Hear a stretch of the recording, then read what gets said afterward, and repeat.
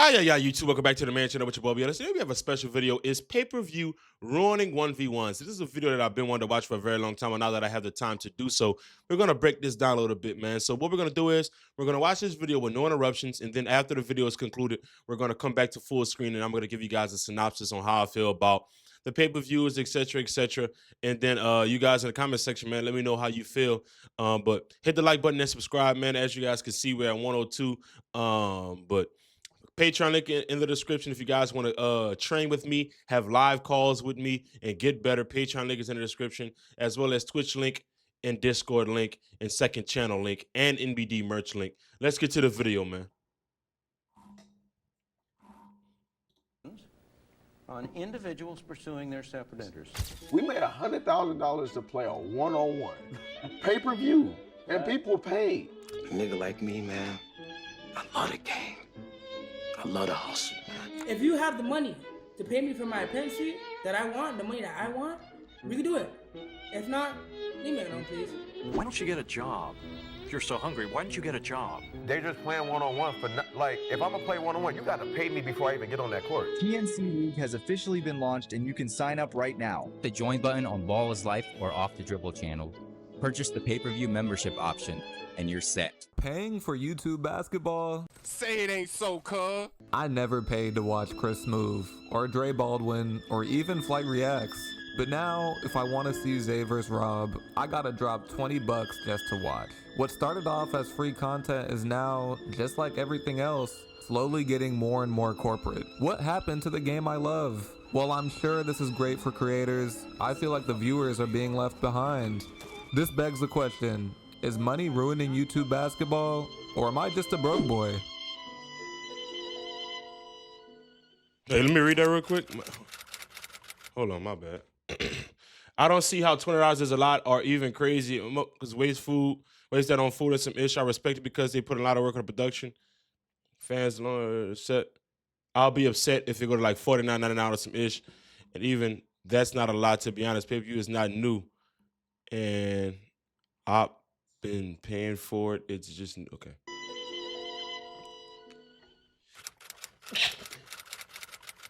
There are two main ways to look at this new pay-per-view YouTube world we're living in. On the one hand, I admit it's only 20 bucks. That's a Chipotle bowl and a drink. I'll blow that on lunch with no hesitation. But now I'm drawing the line at paying to support the same hoopers I've been watching for years. That does make me look like a cheap bum. And to be fair, YouTube basketball has evolved. It's not like these matchups are shot on a phone propped up on a trash can anymore. They've got gym rentals, camera crews, commentators, editors. It's a whole production, and that's before you even get to the players. Nas and Rob aren't just out here hooping for fun. They've built their names, they've built this whole space, and now they're cashing in. So if people are actually paying, who am I to say they don't deserve it? Maybe I'm the problem. But here's the thing. Fuck you. This is still YouTube. This is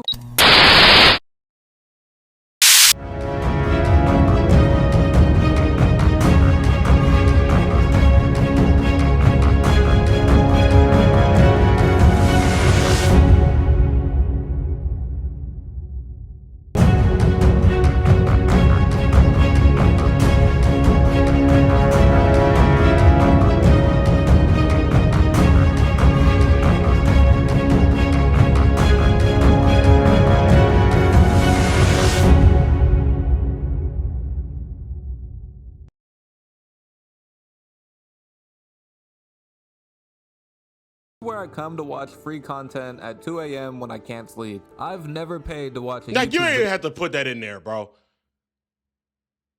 That's a 9-time All-Star, triple-double leader, MVP, and you doing all that, homie?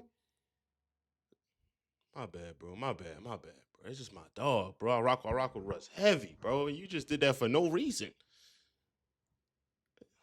Like, you ain't had no reason to do that. Video in my life, and especially not to watch two former D3 guys run a one-on-one. How the hell is a Ball is Life membership more expensive than NBA League Pass? What made this space feel special in the first place was that it felt relatable. I saw guys like Moon and Nesco and thought, man, this dude's just like one of my friends. It was grassroots, it was gritty, and most importantly, it was free. But now they're trying to market the next chapter as the UFC of hoops? Stop the cap. This is not the octagon. No one's breaking ribs or cutting weight for these matchups. Any hooper could hoop back-to-back days with no problem. But instead, we're watching them train for 3 months just to build up the hype for a $20 pay-per-view. And hey, I have to give credit where it's due. It's a smart business model. You let the new guys play for free on YouTube while holding the top names back. Then you slap a $20 price tag on the exclusive content. Really, it's beautiful marketing. But to keep it a buck, they're monetizing the soul out of this shit. What used to feel like a community now feels like a corporate rollout. All these paywalls, subscriptions, membership tiers, Scotty and AK are slowly turning into Ronnie 2K. Bro, you Ronnie and Mike Wang, bro. Why the have that VIP shit in the game, bro? And contrary to popular belief, or what YouTube analytics may think, I can afford this. But that's not the point. I don't want to feed into this shift. And don't forget, all this pay-per-view one-on-one stuff stems from Devin Williams. So I want some of the blame, or credit, depending on who you ask, to go to him. Right. So Mayweather and Mayweather, Pacquiao, Mayweather, De La Hoya, they had like a show called 24/7. I loved the build-up that they had. So when Frigga and I played, I took this same model and just built it up until we played. The bottom line is, I don't really like where YouTube basketball is headed. I don't really care if it's only $20. I don't pay for YouTube. But hey, maybe I'm just being salty. So you tell me, is money ruining YouTube basketball? Or is this just the next step in the game evolving? I'm open to changing my mind, so let me know in the comments below. Of course, none of us are greedy. It's only the other fellow who's greedy. Will I get the million before? I'm not playing for $1 million. I want you to deal with your problems by becoming rich. All right, now that we watched the full video, I'm going to give you guys my full take on what was said and basically give you guys an idea or understanding, or try to give you understanding about everything. All right, so listen. This is new. And fellas, sisters, bro, in order for a business to grow, there's going to be evolution. There's going to be things that needs to be changed in order for the business to grow. And that's for BIL, OTD, RTNC. I mean, this is for everybody. Evolution is inevitable, right? So this scene is growing. This competitive scene is growing. He was talking about Flight and Cash, right? Chris Smooth. Those guys are creators, right? So they have their income in terms of, bro, they react to things every single day. Chris Smooth is a 2K YouTuber. Flight and Cash were 2K YouTubers, etc., etc. Those guys are creators. We have officially crossed over, or not crossed over, we have officially transitioned into real basketball players, overseas pros that aren't interested in creating. They are interested in basketball and bettering their game in order to get compensated for their game, for their abilities, for their ability to sell tickets, right? So what I'm trying to explain to you guys is that in order for a business to grow, in order for this scene to grow, players are going to be needed to be compensated the better they are, right? For example, Caleb Huffman. Caleb Huffman, outstanding first Warzone appearance, right? But he had to go overseas to make his chicken. He had to go overseas because it was like, yo, this is tough right here, but bro, I got to go make my money to provide for myself, right? So as a result, changes are being made within the business. So guys like a Caleb Huffman don't have to go overseas if he chooses not to go overseas. And that is a process that has to be taken. That is steps that have to be taken in order for talents like that to be like, yo, nah, I'm buying into this, right? Because the scene is continuing to get better and better. But as the scene continues to get better and better, the compensation is going to have to match the abilities of said player, right? Just like for Chapter 1, Season 8, when I appeared, I made $1,700, 2,000, something like that. I think I made $2,000. That's not enough to wipe my ass. Like, I can't. We threw that in an investment portfolio, right? We didn't even touch that money because it's like, one, I'm blessed, and I'll thank God for this every single day that I started off as a creator. I was a creator. I created my own content before I got into this scene. I was commentating, reacting in this scene before it got this competitive. So as a result, my voice, whatever the case may be. But a lot of these guys don't have the platform yet to do daily content like we do to provide for themselves. So in order for them to provide for themselves, the business has to make changes in order for them to be bought in totally to their path within the business.